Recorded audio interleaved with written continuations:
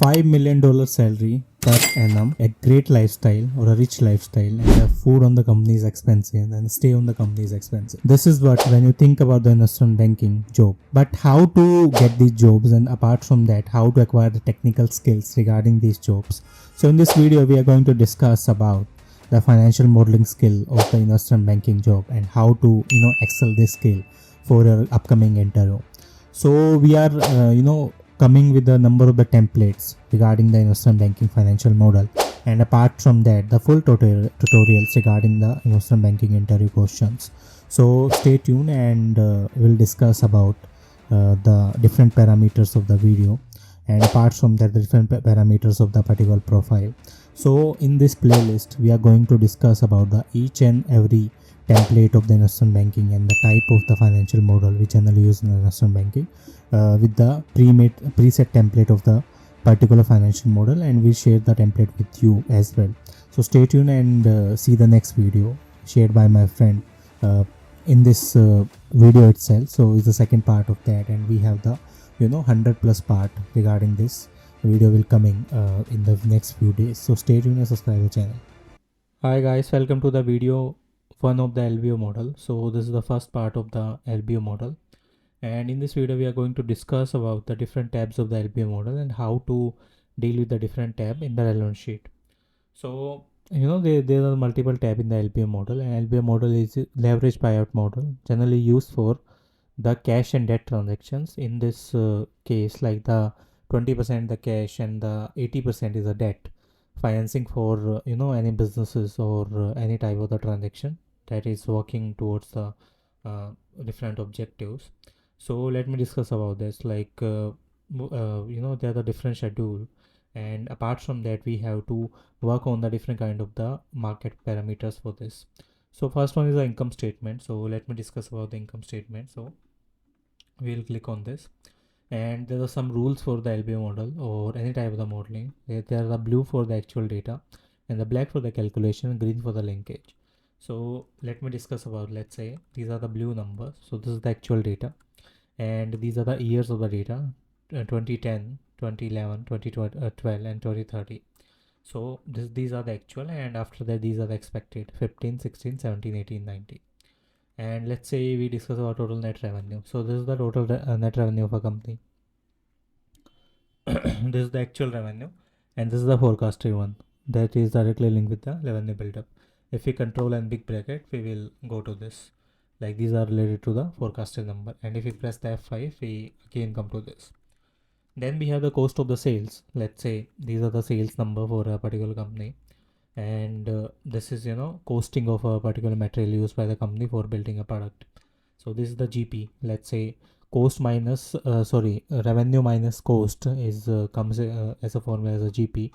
Then there's the other expenses apart from the GP. So there's a different type of expenses: selling, general, administration expenses. So these are all are the indirect expenses. Then we have the loss on the impairment of the assets, and this is the EBITDA. So EBITDA, like GP minus selling, general, and administration expenses minus loss on the impairment, is the EBITDA numbers. So these are the EBITDA numbers for a particular reason. Then we go into the depreciation numbers. So this is the depreciation for a particular company, and this is also linked with the depreciation schedule. And then we have the depreciation and amortization number. So if we calculate this number, we have to sum them, and this is the EBITDA number. So this is based on the different parameters: EBITDA, interest expenses, other income, and the unrealized gains, etc.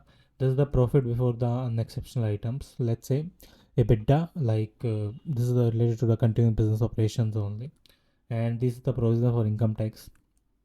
Let's say depend on the different parameters of the income tax, and this is the tax rate of a particular company, and this is the income from the continuing operation of a company.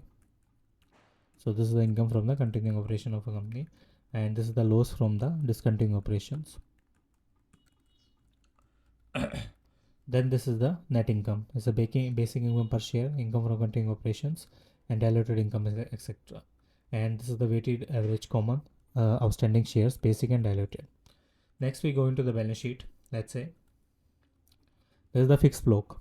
First one is a fixed block and the net block. Then we have the intangible assets. Then we have the goodwill for a particular company. Then we have the long-term investment. long-term deferred income as taxes and other assets. And after that, we have the current asset, is the cash and cash equivalents, short-term investments, merchandise inventory, asset held for sale, account receivables, prepaid expenses, and deferred income expenses. So these are the different parameters for a different company based on the different numbers we are working right now. Then we have the equity and liability. Let's say preferred stock, common stock, contribution capital, accumulated and other comprehensive income, retained earnings, and treasury stocks. So this is the total equity of a company. Then we have the non-current liability, is the long-term borrowings, deferred lease credit, other non-accrued income taxes, and other non-current liabilities.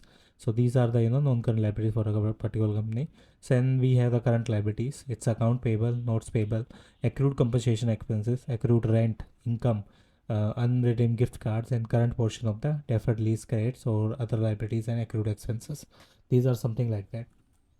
Then we have the cash flow expenses or cash flow statement. So this is a net income for a particular operation. Then we have the loss from the discontinuing operations. Then we have the income from the continuing operations. Then these are the adjustment for the reconciles. Let's say depreciation and amortization, share-based compensation, provision for deferred income taxes, and the tax benefit from the share-based payment, excess tax benefit from the share-based payment on the base of different parameters. It's the foreign currency transaction loss and the loss on impairment of asset and realized investment losses. So this is around the change in assets and liabilities. Let's say merchandise inventory, account receivables, and the prepaid expenses and others, other assets and the account payables. Then we have the unredeemed gift cards and deferred lease assets and accrued incomes and accrued liabilities, etc. Then we have the change in working capital. So this is something like that. Then we have the investing activity, capital expenditure for the property, purchase of long-lived assets in the business combination, acquisition of intangible assets. Then we have the purchase of available of sales and security. Then we have the sale of available for sales and security. This is something like that. Then we have the financing activity, is a payment on the capital lease, then proceeding from the issue of note payables and the repayment of the note payables and repayment debt, repurchase of common stock, etc. So this is one thing. Then we have the cash flow from the discounting operation, cash flow from operating activities, investing, financing, etc. So this is for different parameters of a particular company. Then we have the revenue buildup. Revenue buildup we'll discuss in the next video.